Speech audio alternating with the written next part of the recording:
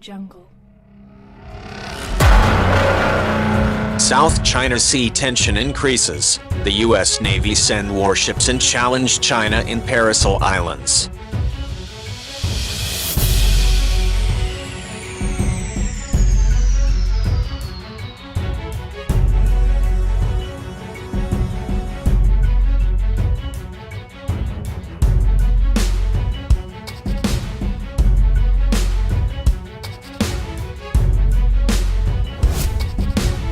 Challenging Beijing's claims in the highly contested South China Sea, US Navy's Harley-Burke-class guided missile destroyer USS Mustin on Thursday, local time, sailed near Paracel Islands.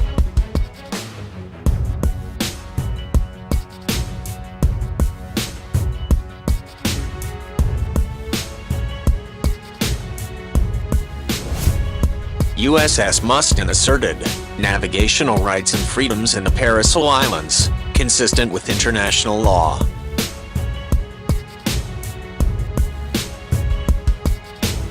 Anthony Junko, a spokesperson for the U.S. Navy's 7th Fleet, was quoted as saying in a statement,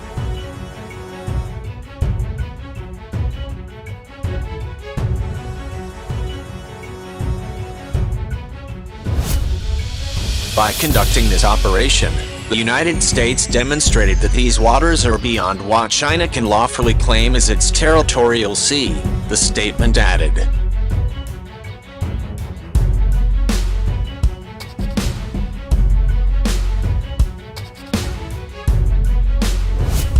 The Paracel Islands are claimed by China, Vietnam and Taiwan.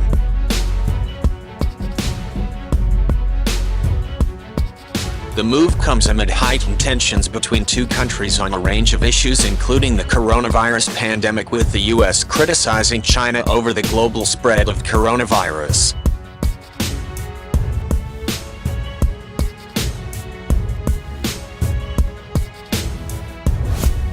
China's decision to impose controversial national security law in Hong Kong has also come under sharp criticism from us and its allies.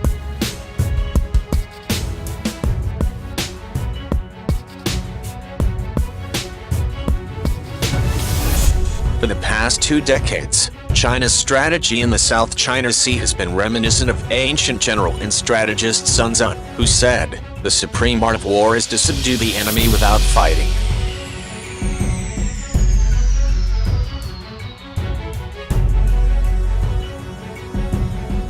In this turbulent time, that patience is beginning to change as China, emboldened by the U.S. abdication of leadership and by a distracted world, gains in aggression.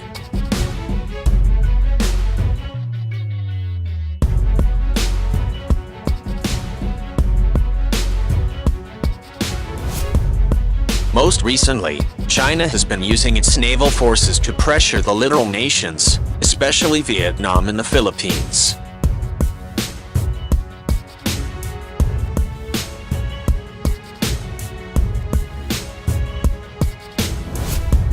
A month ago, China sank a Vietnamese fishing vessel, a maneuver that was roundly condemned by the international community.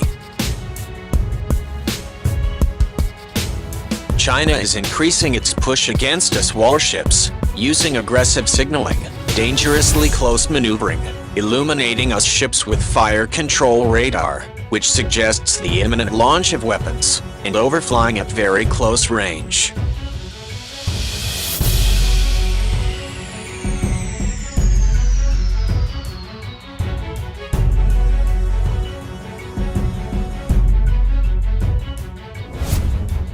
Given China's relatively successful containment of coronavirus and fast moves to restart its economy,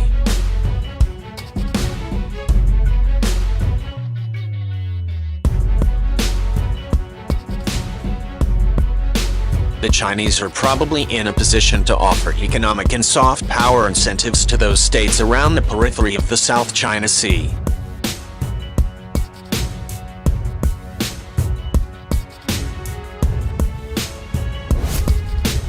China claims almost the entire sea, from its coastline out to the 9-dashed line it has drawn on the map, as territorial waters.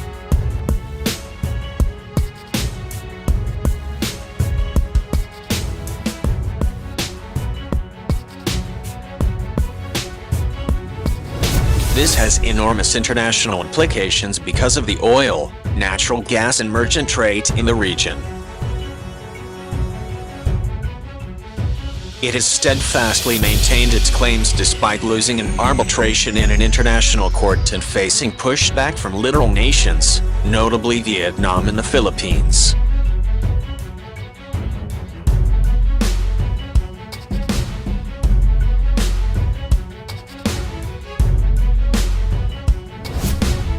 The U.S. has mounted a campaign of freedom of navigation patrols to challenge China's presumption of sovereignty and its construction of artificial islands throughout the contested waters.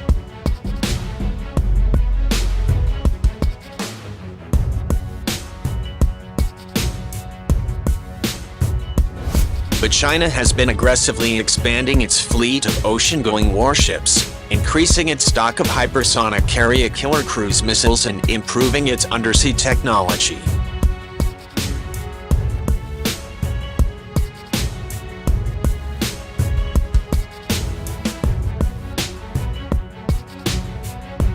All of this gives it more confidence in responding to the U.S. patrols.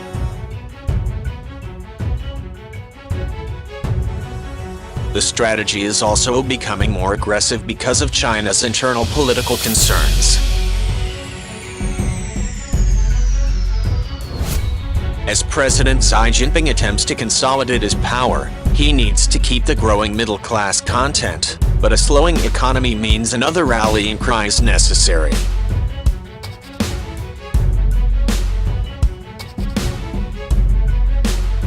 That may well manifest itself in a more nationalistic tone about the South China Sea.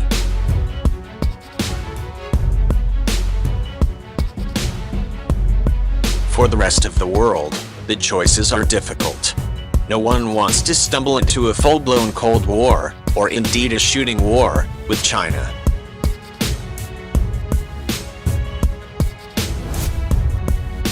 But avoiding this while resisting China's sweeping claims in the South China Sea will require finely tuned economic and diplomatic pressure and military deterrence as well.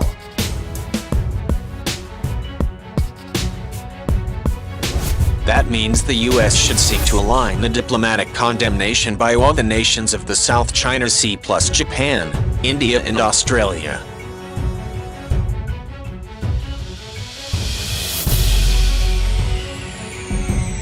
On the military side, more freedom of navigation patrols by not only the US but other allies will be required, including leading NATO nations like the UK and France, for example. Another part of the strategy must include economic components of both inducements and sanctions if dangerous behavior continues. Finally, part of this confrontation will occur in the cyber world, and here strong defenses will be necessary as China will likely use the venue to make its displeasure known.